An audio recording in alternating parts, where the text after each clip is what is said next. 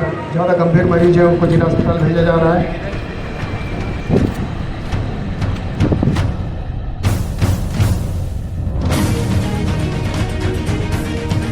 मैं team commander Arun Lamba 3rd battalion NDRF से हूँ। हमारी एक टीम यहाँ पे आज दुर्ग में राज्य स्तर की एक मॉक एक्सरसाइज की गई है।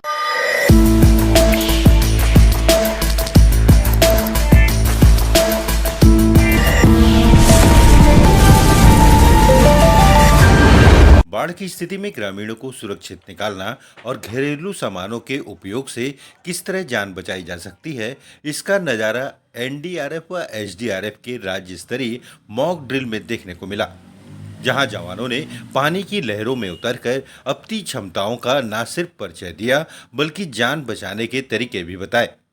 इस दौरान आपदा की स्थिति में किस तरह घरेलू सामान का उपयोग कर डूबने से बचा जा सकता है, यह भी बताया गया। राज्य स्तरीय मॉक ड्रिल में दुर्ग एसडीएम भी पहुंचे, जिन्होंने एनडीआरएफ व एसडीआरएफ की तैयारियों का जायजा लिया और संतुष्टि जाहिर की। उन्होंने कहा कि जल्द ही जवानों को अन्य आधुनिक उपकरणों से सुसज्जित किया जाएगा।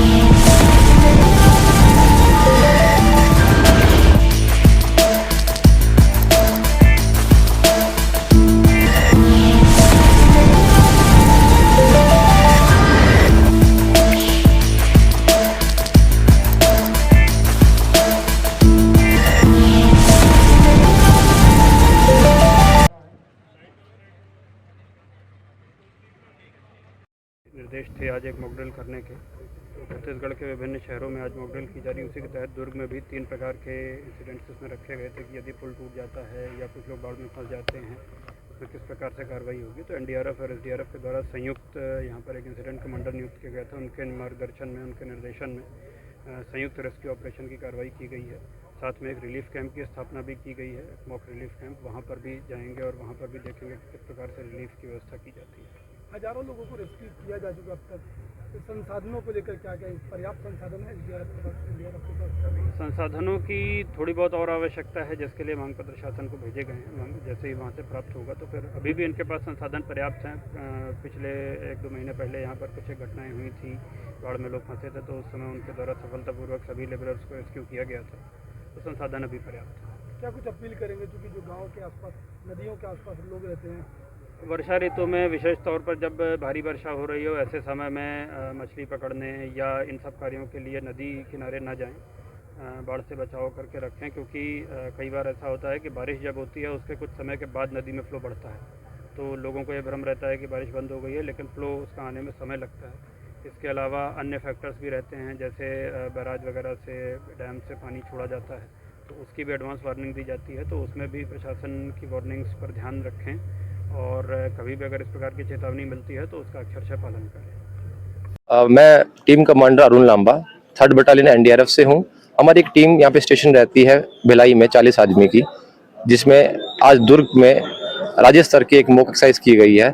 एसडीआरएफ और एनडीआरएफ ने मिलकर इस एक्सरसाइज को अंजाम दिया है। इसका मेन औचित्य एक्सरसाइज का यही था कि हम आने वाले टाइम में रियल सिनारियो में कैसे दोनों टीमें मिलकर साथ में काम कर सकते हैं, कैसे बेहतर हम अपने आप को बना सकते हैं, इसके अभ्यास किया गया आज। किस किस तरह के इक्विपमेंट आपके पास हैं जिसका आपातकालीन उपयोग? जी, हमारे पास रबर बोट्स हैं, उसके बाद में लाइफ बॉय है, लाइफ जैकेट है। ये तो हमको कंपनी निर्मित मिलता है। साथ ही में हम लोग खुद से कुछ बना सकते हैं, बॉटल से बना सकते हैं, जिनको हम इम्प्रोवाइज डिवाइस बोलते हैं, कैन से बना सकते हैं, फुटबॉल बॉल से बना सकते हैं, नारियल से बना सकते हैं, केले का पेड़ का यूज कर सकते हैं। ऐसे बहुत सारे तरीके हैं जो हम अपने से भी बना के अपनी जान बचाई जा सकती है।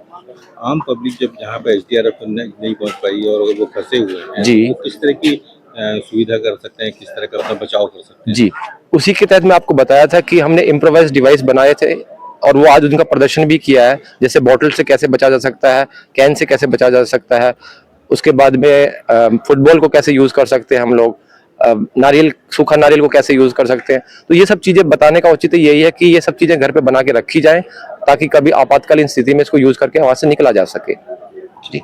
लोकतंत्र प्रहरी यूट्यूब चैनल को सब्सक्राइब करें और बेल आइकन बटन को क्लिक करें। वीडियो को लाइक और शेयर करना ना भूलें।